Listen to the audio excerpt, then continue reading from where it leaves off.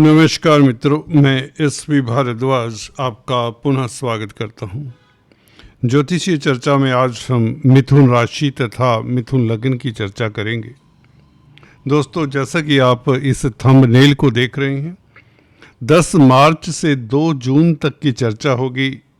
ये बहुत महत्वपूर्ण अवधि है जिसमें काफ़ी सुखद परिवर्तन होंगे।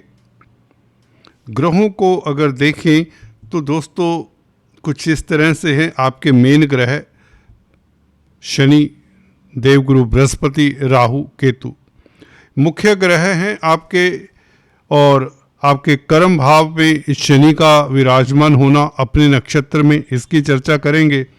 सबसे बड़ा जो यहाँ पर मुद्दा रहेगा इस वीडियो में वह देवगुरु बृहस्पति के साथ राहु का रहेगा। देवगुरु बृहस्पति दोस्तों 10 मार्च के पश्चात मार्गी हो रहे हैं। बहुत बड़ी घटना है ये, क्योंकि 4 महीने 120 दिन तकरीबन वक्री रहने के पश्चात देवगुरु बृहस्पति मार्गी होंगे। तो किन क्षेत्रों से किन लोगों को मिथुन लग्न, मिथुन राशि के कुछ खास जो लोग हैं वह कौन से हैं, उनकी चर्चा करेंगे। जिन्हें लाभ होने वाला है, जिनकी तरक्की होने वाली है, जिन्हें सफलता मिले। चाहे हम छात्रों की बात करें, नौकरी पेशा की, व्यापारी जगत में जो कामकाज करते हैं उनकी बात करें।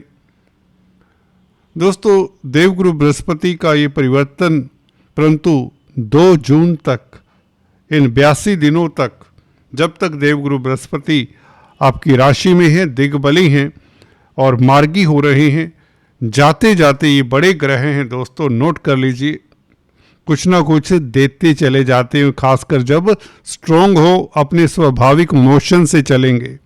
वक्री ग्रह जब पिछली तरफ रुख करता है तो पीछे तो 12वां भाव है दोस्तों। तो इसीलिए खर्चों में वृद्धि देवगुरु बृहस्पति के कारण हो रही है। काम में मन ना लगना, एक भ्रमित सा सिस्टम रहना, क्योंकि गुरु से प्रभावित, राहु से प्रभावित हैं देवगुरु बृहस्पति, आदि इत्यादि। चर्चा को आगे बढ़ाने से पहले आपसे निवेदन, अगर आप पहली बार आए हैं तो कृपया सब्सक्राइब कर लें। सब्सक्राइब करने के पश्चात दोस्तों बेल आइकन के बटन को भी दबाएं, यही आपसे बेनती है, निवेदन है। दोस्तों, राहु, शनि, गुरु, ये तीनों ही ग्रह अपने अपने नक्षत्र में हैं। अपने अपने नक्षत्र में जब भी कोई ग्रह होता है तो वह बहुत बली हो जाता है। यहाँ तो राहु वर्गोत्तम भी हैं दोस्तों। वर्गोत्तम हो जाना किसी ग्रह का, वह भी भाग्य स्थान में वर्गोत्तम हो, तो दोस्तों आपके वारे न्यारे कर सकता है ये राहु। लंबी यात्राओं के भाव में राहु का गोचर है और गुरु से दृष्ट है। 10 मार्च से गुरु की दृष्टि इस राहु को पूरी तरह से प्रभावित करेगी। विदेशी कैरियर में खास सफलता मिलने के योग बनते, विदेश यात्रा के योग बन जाते हैं। मार्च अप्रैल का महीना आपको लंबी यात्रा करवा ही देगा, हवाई यात्रा करवा ही देगा। हालांकि मई तक गुरु यहाँ पर रहेंगे, 2 जून को आगे जाएंगे कर्क राशि में, परंतु राहु को प्रभावित करते रहेंगे। मार्गी होकर बली हैं, पुनर्वसु नक्षत्र में है। अपने नक्षत्र में गुरु हो, लगन में बैठे हो, वह भी पुनर्वसु नक्षत्र में हो, आपके दिमाग में नए आइडियाज आने शुरू हो जाएंगे। आपका जो थका हारा सा मन है, जो आपकी नॉलेज है पर वह साथ नहीं दे रही।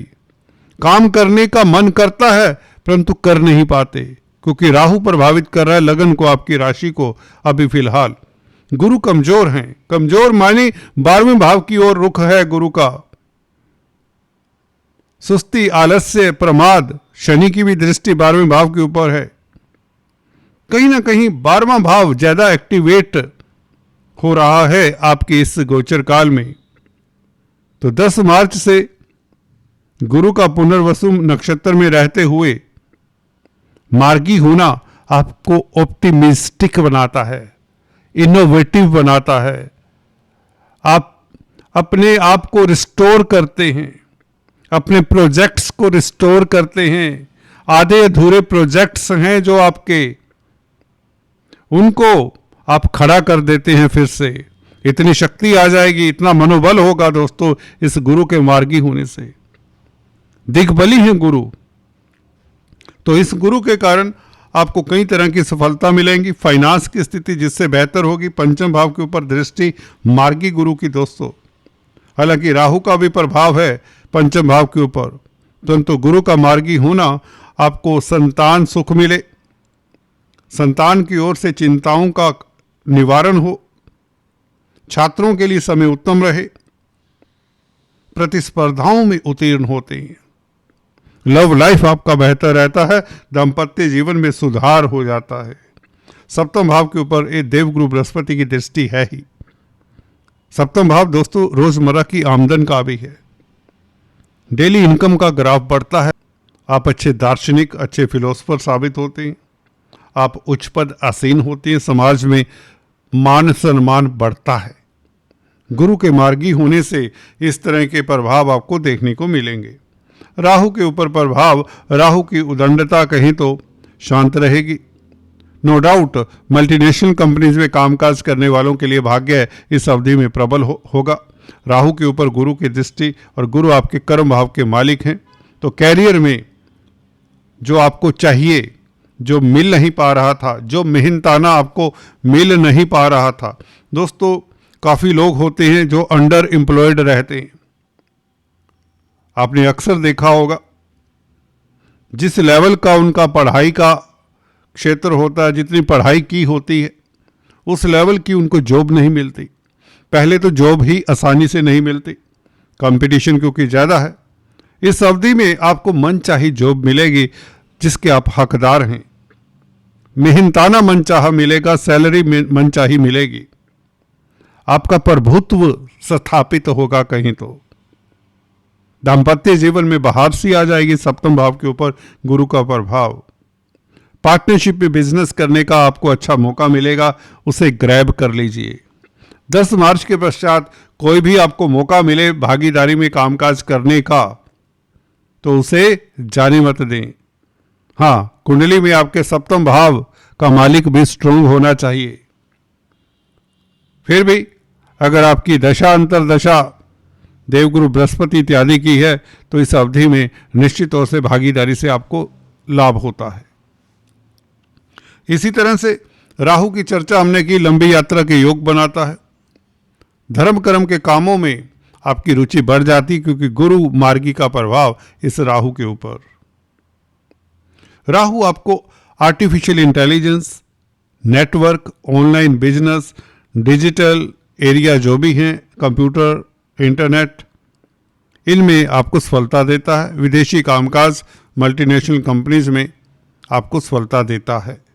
कोई भी प्रोजेक्ट है, एक्सपोर्ट इंपोर्ट का कामकाज है, उसमें आपको सफलता मिल जाती है।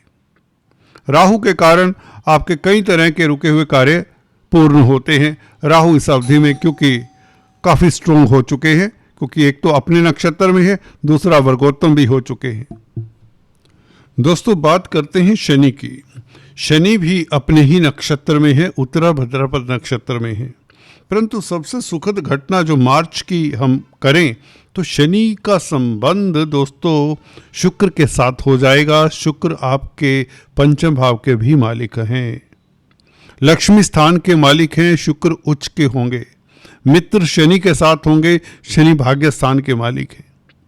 तो मार्च का महीना आपके लिए निश्चित तौर से शनि और शुक्र के कारण भी ज़्यादा बेहतर होगा। यहाँ पर स्पेकुलेशन से लाभ के योग, कार्यस्थल में तरक्की के योग, आपका नेम फेम बढ़े शुक्र और शनि की युति के कारण। शुक्र का उच्च का होना, संतान सुख मिले, लव लाइफ बेहतर रहे, और कहीं ना कहीं शनि के कारण भी दोस्तों शनि से संबंधित जो कामकाज करते हैं उनमें आपको सफलता मिले। कोई गोपनीय कष्ट है तो इस अवधि में आपका दूर होता है। शुक्र और शनि का ये संबंध आपको कई तरह की सफलता देता है, खासकर स्त्री जगत से संबंधित जो कामकाज है उसमें सफलता मिलती है। कलाकार हैं तो आपके लिए स्थितियां बहुत बेहतर रहेंगी। आपके 10th हाउस में 2 मित्रों का समावेश शनि शुक्र का, ये अद्भुत राजयोग कारक होगा। कुल मिलाकर अगर देखें, गुरु का मार्गी होना, गुरु का अपने नक्षत्र में गोचर, शनि का 10th हाउस में गोचर मार्गी होकर अपने नक्षत्र में, राहु वर्गोत्तम भी हैं अपने नक्षत्र में हैं। भाग्य स्थान प्रबल, 10th हाउस प्रबल जो कि कैरियर का है, गुरु के कारण और शनि के कारण, खासकर गुरु की अनुकंपा कैरियर के मैटर्स में रहेगी। लगन में बैठा हो गुरु दिग्बली है, तो इसका मतलब ये है आप अच्छे सलाहकार साबित होते हैं, फाइनेंस की स्थिति बेहतर होती, अर्थ की स्थिति बेहतर होती। दाम्पत्य जीवन के मालिक है, सप्तम भाव दाम्पत्य जीवन का है, तो डेफिनेटली आपके लिए अद्भुत राजयोग का समय है ये। अगर आपकी कुंडली में दशाएं भी पूरक हैं गुरु को लेकर, शनि राहु को लेकर, तो आपके वारे न रहे। दोस्तों आज चर्चा में इतना ही, फिर से मिलेंगे, तब तक के लिए stay tune. Thanks for watching this video. God bless you.